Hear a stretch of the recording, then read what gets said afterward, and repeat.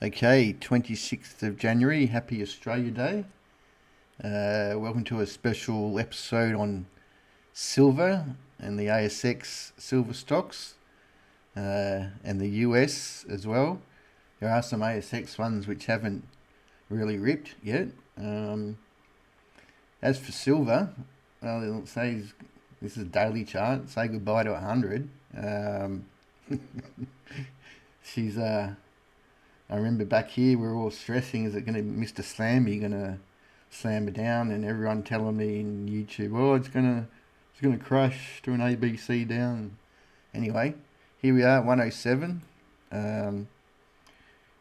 Silver price in China, that's in yuan. In US dollar terms, $123. The spread. So this is the difference between the Chinese price and the US dollar price. So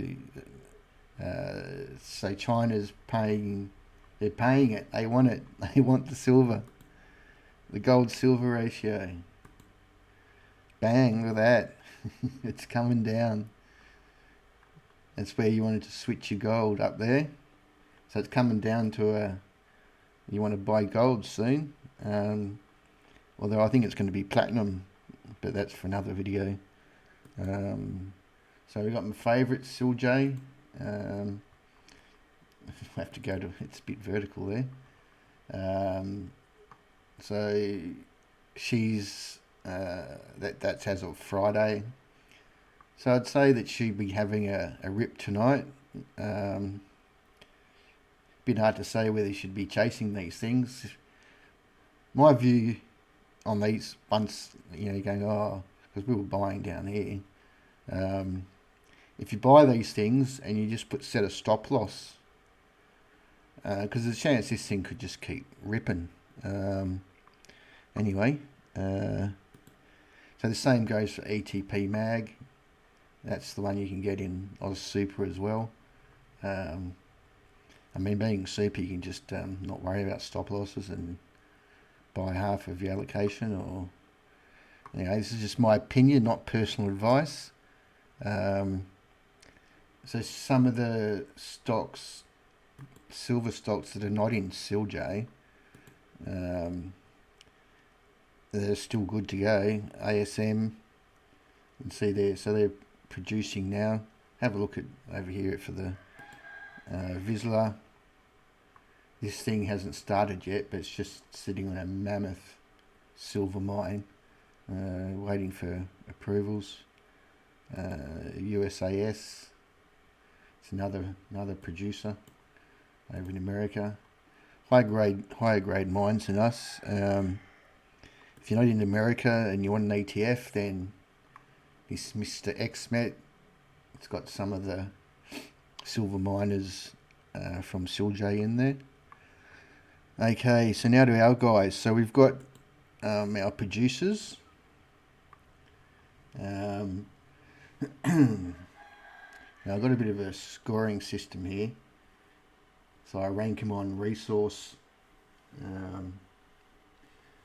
So these guys get well, there's a production score and a resource score. So that by itself doesn't make sense anyway. So this is poly. So 160 production score and 3.5 R.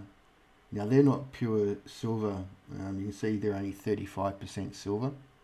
The rest zinc and lead. Then we got BHM. They haven't really given production guidance, so they're a 3R, so about the same. But again, they're not a lot of silver. Silver is it's unusual to have pure silver mines. They're mainly it's a byproduct, some zinc, lead, or even copper. And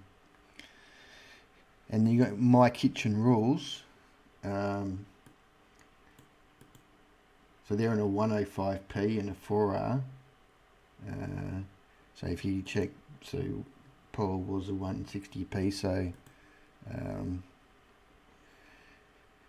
but these guys are pure silver with gold credits. So it's just been a ripper again. I guess tomorrow these things are going to open up. But you'll see, we'll get some. There's whether you want to chase these or not. Again, just use stop losses. Developers. Okay, so these are guys that. So these guys are in the production phase. Or my kitchen rule starts in the second quarter. So we've got Boab. They're in WA in construction. So they've got a 1.3R and a 60p. But again, they're basically lead silver.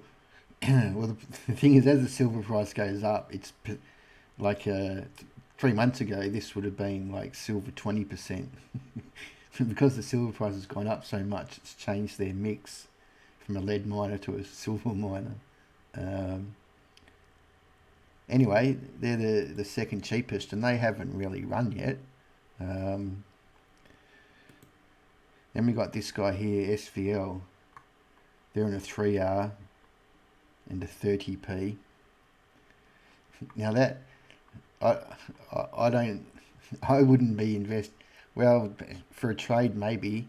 This company has been waiting for environmental approvals since I was born, and the rooster wasn't even born.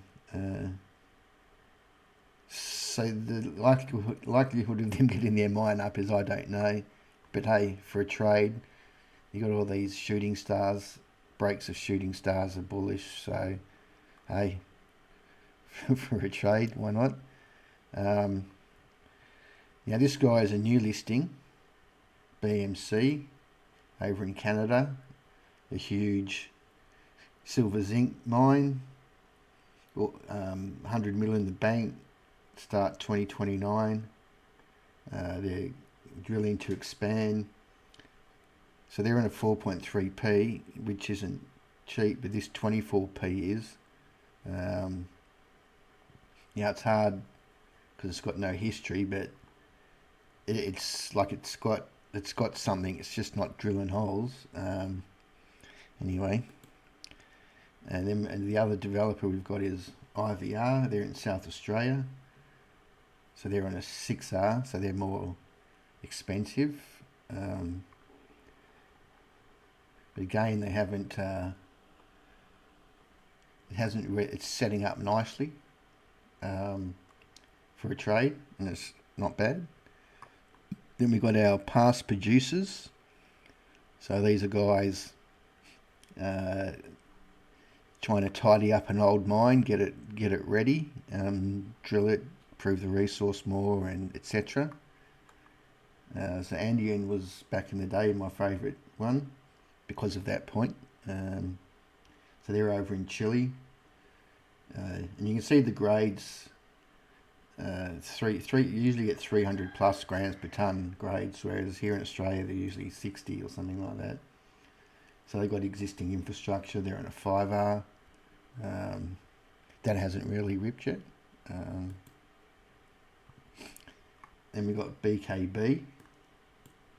So again, they're in Texas. They've got existing infrastructure. 8R. So more expensive, and they've got another gold project and lithium that they're drilling. So they've got things in the back pocket.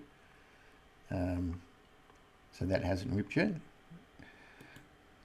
All right, then we've got our large-scale resource expansion one. So guys sitting on a big resource and drilling to expand. So you've got Ardent, 0.5R. Looking to complete a scoping study to get some early cash flow. But you can see here like 69 grams per tonne. That's Australian standard basically. Anyway, that's it. He's looking all right. And then we've got USL. So they're over in Argentina. So grades higher than Australia, but not the highest that we have in the bunch. But they've so 230 million ounces, more expensive than SS1, but higher grades. So SS1's the other crowd favourite. They're over in Nevada with 540 million ounces, so big resource. But low grading, which is unusual. Looking at a PFS Q2 26 0.6R. So this is what I expect the other ones that just haven't broken to potentially do. And then we've got our early stage explorers. So ILT 0.7R. They're in Queensland. And indium, they've got a bit of indium in there. Then MMA, 1.2R. So they're near South 32's mine. Scoping study, maybe 2029. Yeah, that's the thing. These guys, as we move down the list, they're going to be 5 to 10 years away from producing. So probably not a long-term hold at some stage. Not a bad grade though. Okay, AVM. So they're cheap. Cheap with a high grade. So they got a resource at 235 grams per tonne. They're targeting 200 mil. So if they get that, it'd be 0.3.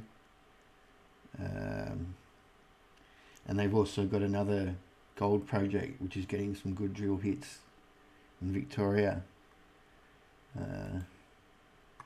This is the one in my stock picking comp entry.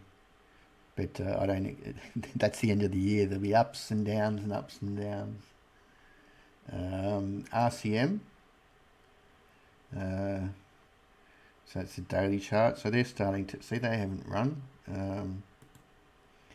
Interesting thing about them though is, so it's 1.1, but it's a high grade, 400 grams per tonne. Sprots into this one. And they've got some other little gallium projects. But this project here that they bought it off these guys, LDR.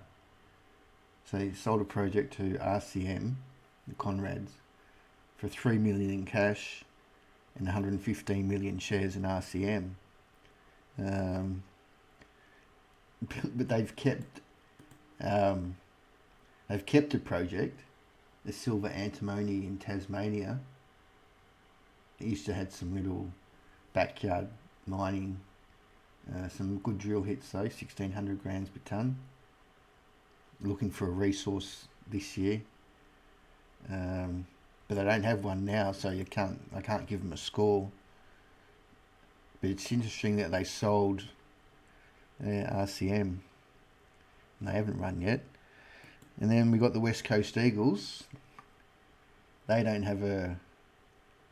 have no resource either.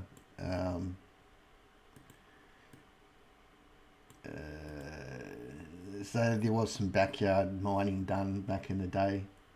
The top 20 own half. So they're next to some infrastructure, having some good hits for Australia. We had the Stellar one, 10,000 grams per tonne. So, and they haven't run yet. So a lot of people haven't been piling in because they think silver's going to crash to back down to $20. But I think we've got a little while to go now with silver. All right, if you like that, give us a like, and good luck. Use stop losses if you're going to go in and chase. All right, have a good rest of your Australia day, mate.